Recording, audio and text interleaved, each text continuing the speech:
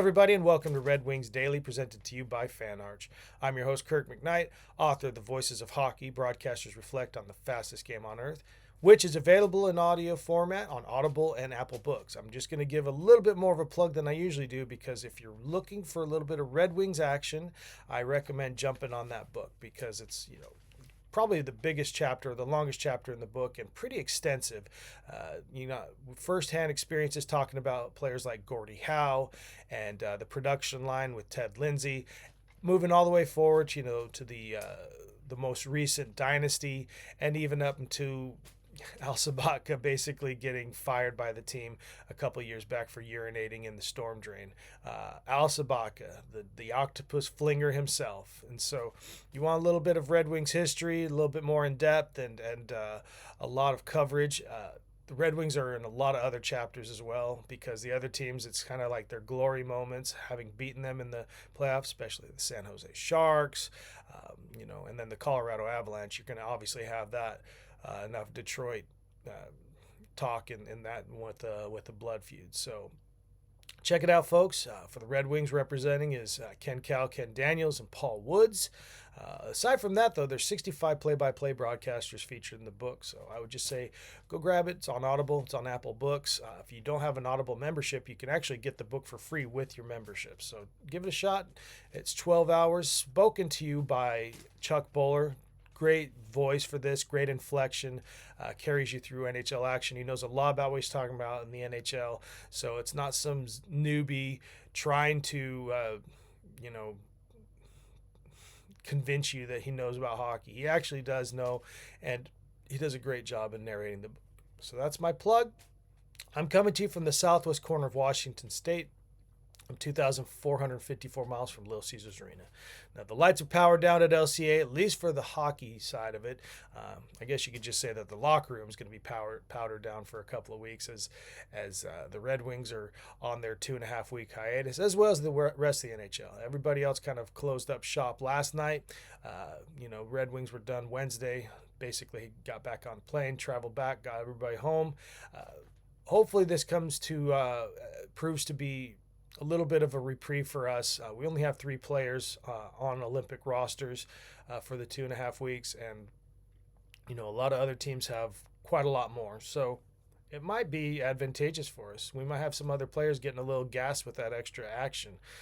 Be careful what you wish for. I know this is the first time in 12 years that the NHL has been allowed to play in the Olympics. I remember they used to always do it all the time, and basically went 3 Olympics without doing it. In the meantime, that's when Pavel Datsyuk, obviously not beholden to that because he had already been retired, won the gold. And it wasn't even like Russia wasn't even called Russia. It was like Athletic Association of Russian Athletes or something. It was just something weird, but that was one of his more favorite accomplishments.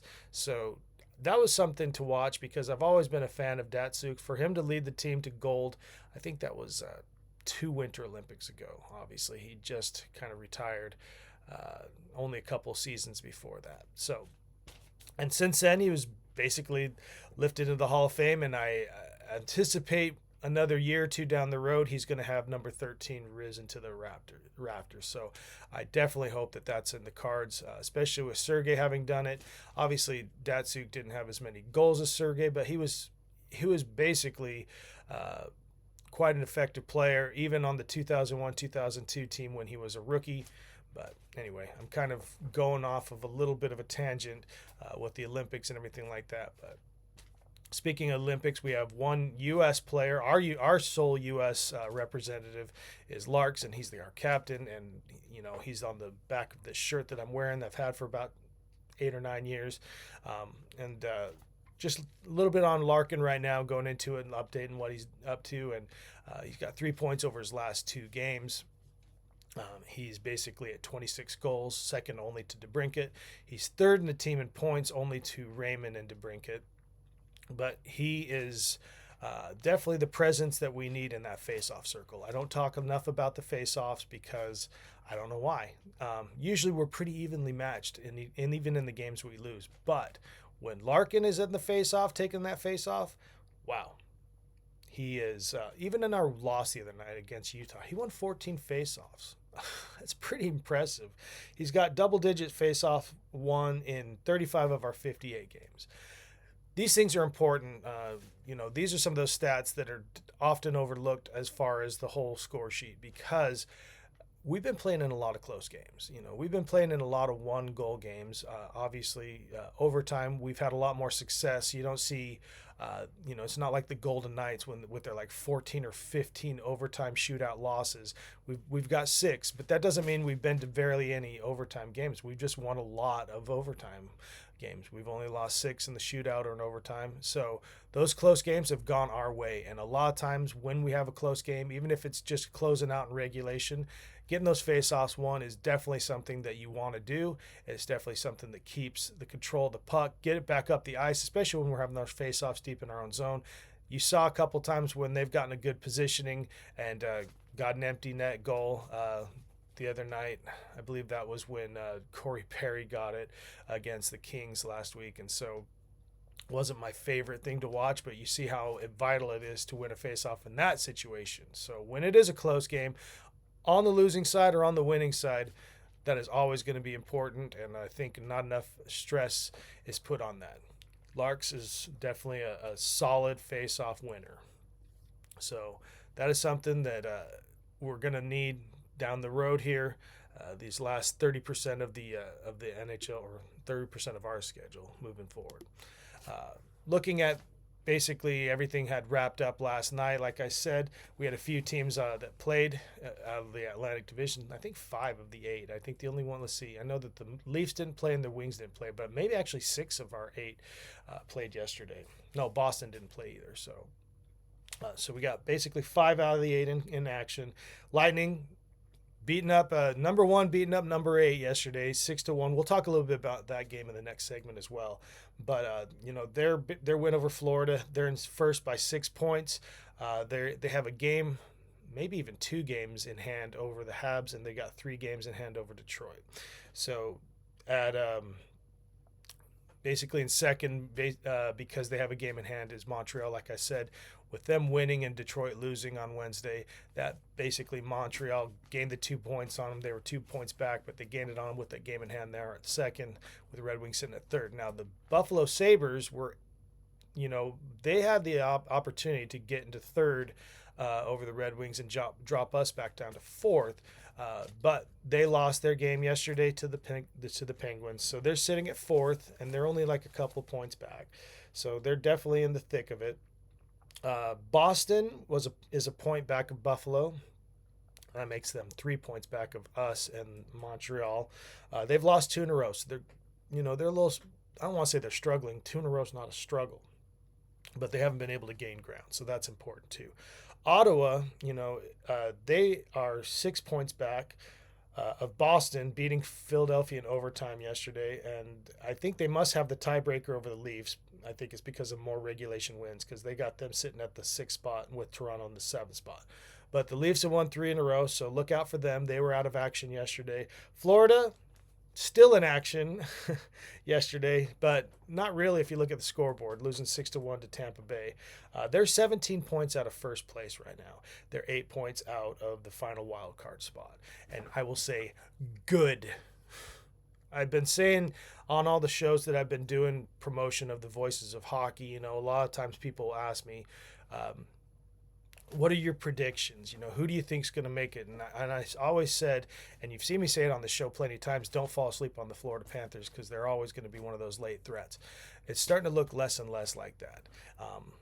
And I think that one of the reasons for that, and I could be wrong, and there could be Florida people chirping in right now about this, but you waited, let's see, over half the season for your star to come back. You still got Marchand, or I probably butchered that. It's Marchand, I don't know.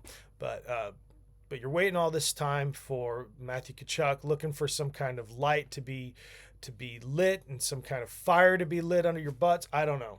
But he's been back for 10 games. Obviously, that's not that much of a sample to delve from. He's got 3 goals and 5 assists, so 8 points in those 10 games. That's nothing bad. Obviously, it's when you come back from an injury like that and you're just trying to get into it.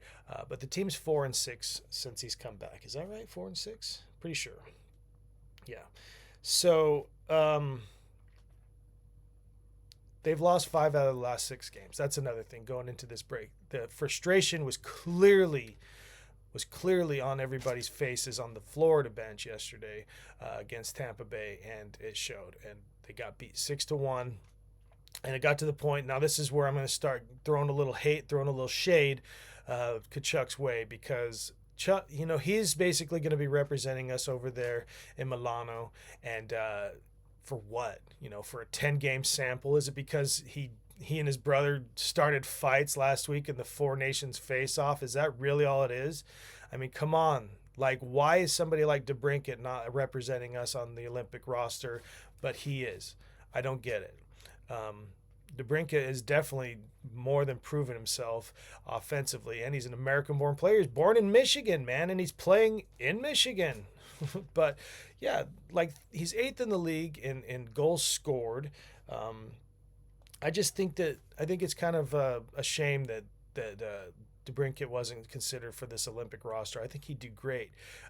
He does well with Larkin. I think they could both make a good 1-2 combo. But instead, we got Matthew Tkachuk, because of course you just got to throw him in there, don't you? I don't know. I'm not very happy with it, and I'm especially not happy because yesterday, to me, Tkachuk kind of he put the nail in the coffin as far as my giving it up for him. As far as hey, there he goes kind of thing.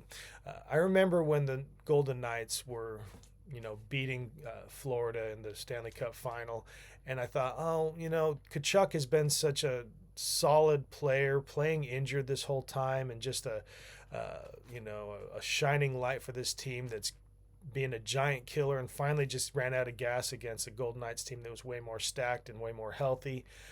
But I always thought, well, at least he can maybe win it again or win it next time, and he did.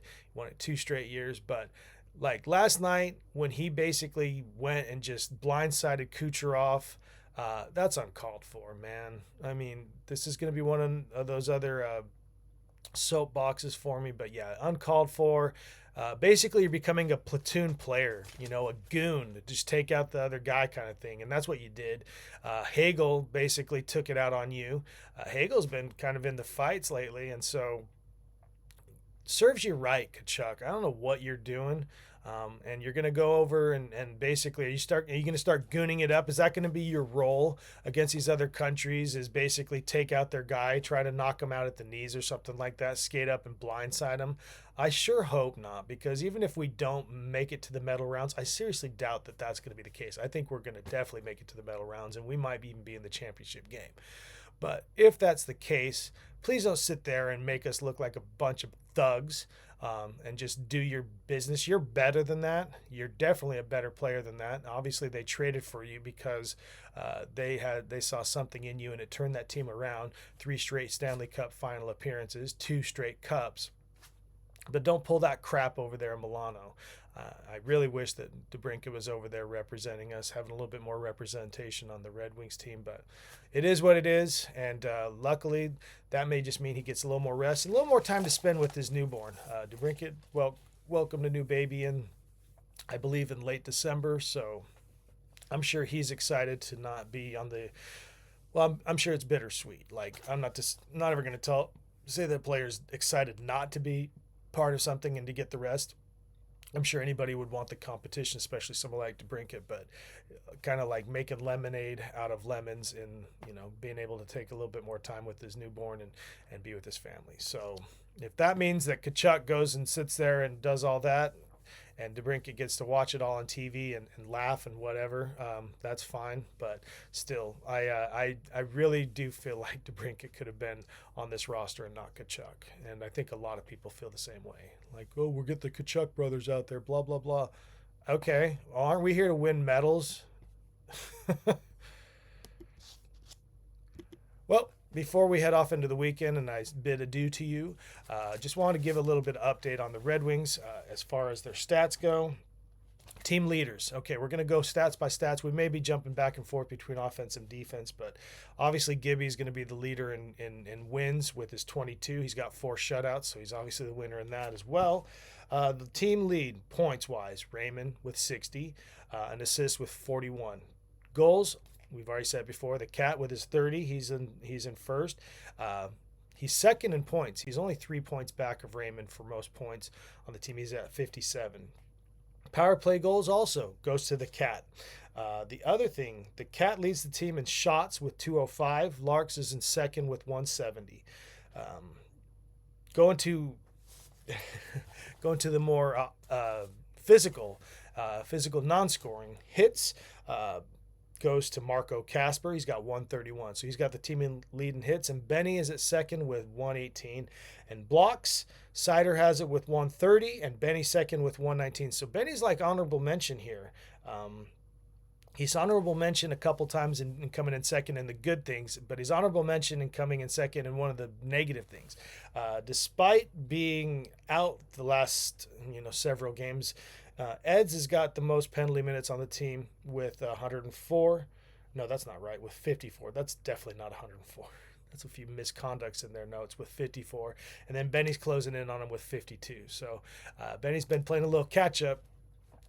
Not something I want to see, but that's where we're at. Now, Mo is plus or minus. The plus or minus, obviously a lot left to be desired there for the Red Wings up and down the board, but plus or minus, the highest is Mo with a plus 13, and the lowest, I am just shudder to say this, but it's Axel with minus 20. Rookie, obviously out there learning the ropes, getting the minus up there. He'll get around to it. I mean, even the veterans are getting these minus 7s and minus 10s and stuff like that. So minus 20 is a little scary to look at, but hopefully he can get this learning curve going the last 30% of the season. Folks, this has been Red Wings Daily, presented to you by Fan Arch. I hope you have a good weekend. Monday, we'll discuss a little bit about some of the milestones or anything like that. Maybe a little bit of a mid-season report for the league and what's shaping up. Obviously, the trade freeze is going right now, so there's not going to be any deals made for another, 2 weeks plus. I think the 22nd at 11:59 Eastern is when they will open the market back up again. But until then, LGRW from the PNW.